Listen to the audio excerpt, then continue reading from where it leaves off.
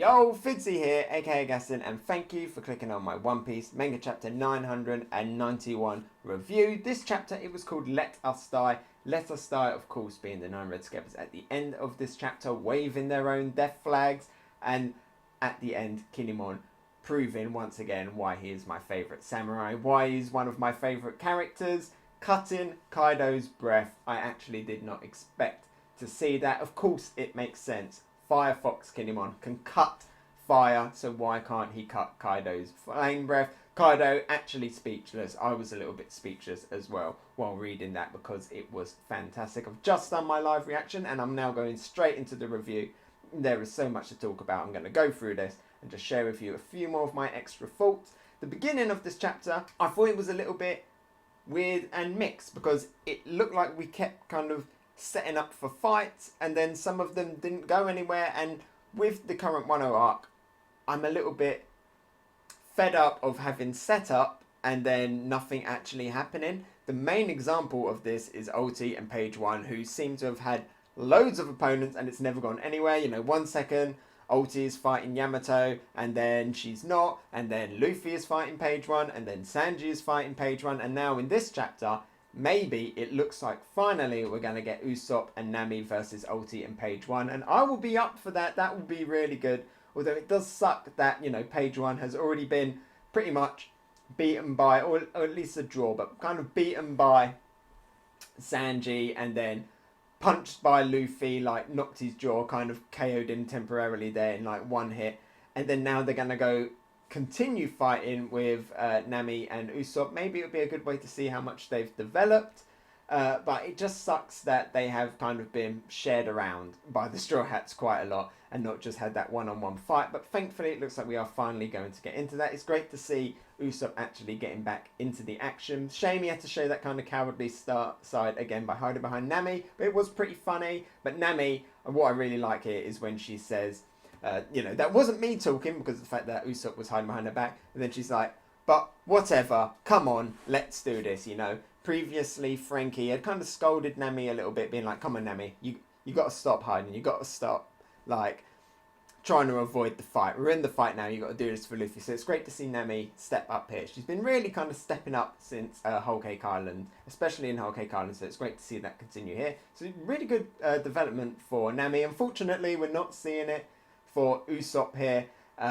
It would be nice to actually see Chopper at some point as well. Don't know where Chopper has gone, and actually have Chopper have a fight as well. But good for Nami in this chapter. Yeah, bring on Usopp and Nami versus Ulti and Page 1, and just stick with it, please. Just stick with it. I don't want to then have them fighting a little bit and then in a few chapters it's Ulti versus Robin. Even though I'd love to see that, let's just stick to that kind of fight.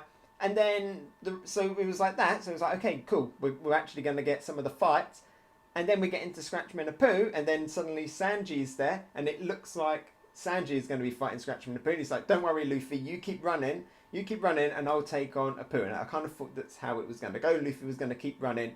Opponents were going to step in. And then other characters were going to step in the way. We're going to get the matchups. But then, all of a sudden, Scratchmen Apoo is with Zoro and X Drake. Zoro and X Drake are clashing as well. They've started fighting because Zoro doesn't trust X Drake. Luffy straight away acknowledges X Drake, and we do get a little bit of a flashback with Kobe, but X Drake doesn't reveal anything to Luffy. Luffy just does Luffy sense, his anime protagonist sense to be like, yeah, you're a good guy. And Kobe as well also mentions to Drake that Luffy just has this power to draw people in around him. So that was good to see, but it was all kind of classic anime protagonist stuff, all stuff we know about Luffy. But it's nice to get that kind of, it's nice to actually see Kobe and X Drake work together, see more of Kobe's fanboying. It was a funny scene, but then it just kind of felt like we had Zoro versus X Drake, just so we could have Zoro versus X Drake. Anyway, they see Apoo, and then it's made to look like that they're going to be fighting Apoo, and they even announced then that they're going to stop fighting and they're going to team up because X Drake has said he's always hated Apoo. Apoo here, you know, kind of once again being shown as a little bit of just fodder, you know, a little bit of a joke. It does kind of look like he is the person that is in charge of all of the numbers, so like he's the one like giving them orders and stuff. So that's interesting because that explains what Apoo's role in the actual beast pirates is. Somebody mentions that he's like an animal tamer, you know, kind of like a lion tamer, but he does it for the ancient giants, who here seem that one of their defects is that they are quite childish. You know, they're not all quite up there. We see that one sees Franky later on and kind of thinks that it's a toy. So yeah, that's probably one of their defects. That's why they're failures, because even though they're big ancient giants, they got the mind of children, and even though they're getting drunk and stuff, they're quite hard to control, and they need Apoo to give orders here, and it looks like they do listen to Apoo, so he kind of ends up as the leader here, but he just gets smacked around. He gets smacked around by Zoro, and he gets smacked around by X Drake. So I was like, fair enough, let's actually see a fight with them.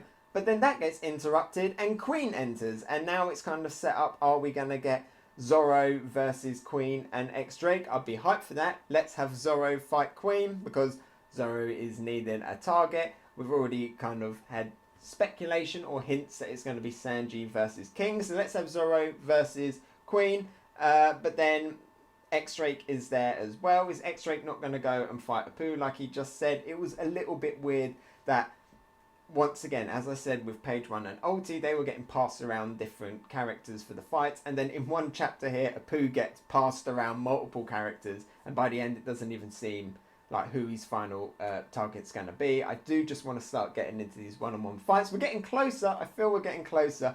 But so far, there was a lot of passing around. Franky, unfortunately, as I mentioned, seems to be ending up with one of the ancient giants, one of the numbers, as his opponent. And the numbers seem pretty weak. This one seems like the strongest one, because it's picked up one of the previously knocked out ones. But I want Franky to fight someone a little bit more impressive than just a number, which so far have been shown to be quite fodder. So that's a little bit disappointing.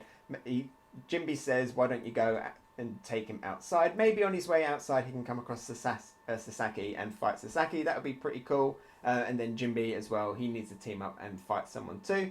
So good stuff, we're getting closer, but the main hype of this chapter was at the end on the roof. We see Jack defeated off screen, which is very disappointing. Anime needs to do some justice for that, but Jack has been defeated off screen by Nekomamushi and Inuarashi in their Sulong forms, and we finally see them. It's great that they got their revenge on Jack.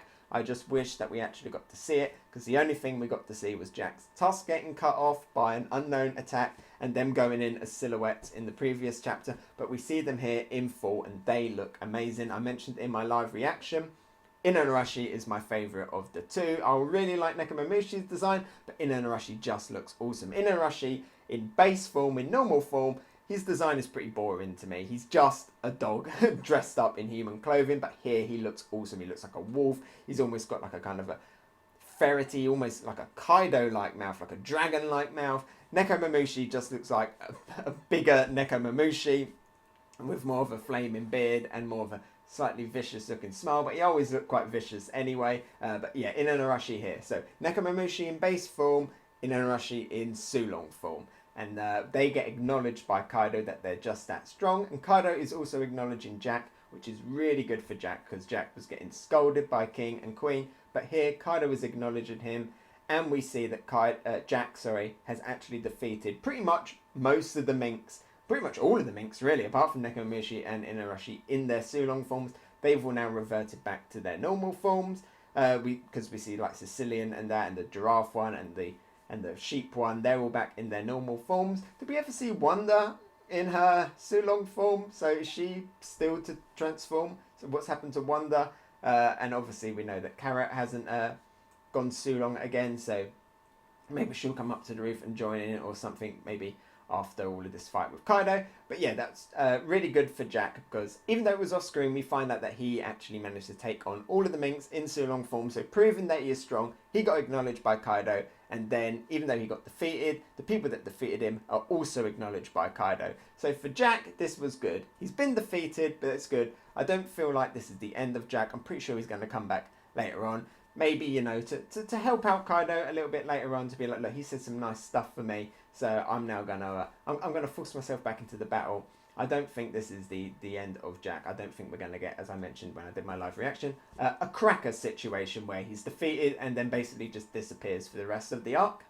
Yo, editing Fidzy here. I just want to make one more point regarding what Kaido said to Jack and how Kaido acknowledged Jack's strength and was like, don't worry about it, you go rest. It does seem a little bit out of character and a little bit kind of contrary to the Beast Pirates kind of core beliefs and like core kind of philosophy of it's survival of the fittest, the strong defeat the weak.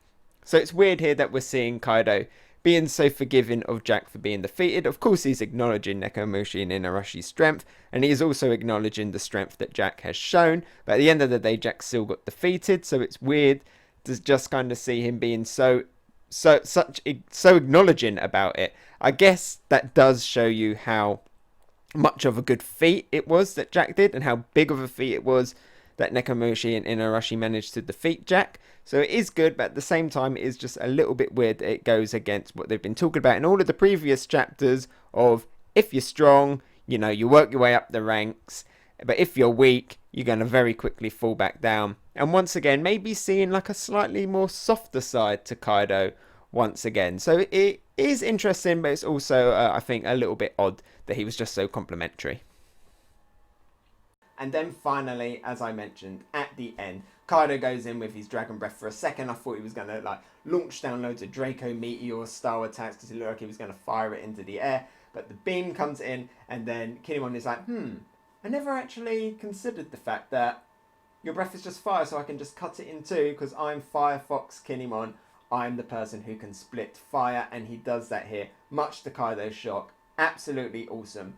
I was really hyped for the Nekomamushi and Inuarashi Sulong forms, but seeing Kinemon, one of my favourite characters, cut Kaido's breath into, and then to see that cut kind of go up into his mouth and cut Kaido once again is awesome. And it looks like now we are finally going to get into the 9 Red Scabbards versus Kaido in the next few chapters. Finally, really good stuff. Cannot wait for that. They are waving some pretty heavy death flags. As I mentioned, the name of the chapter is a big death flag wave on its own. Are they going to die?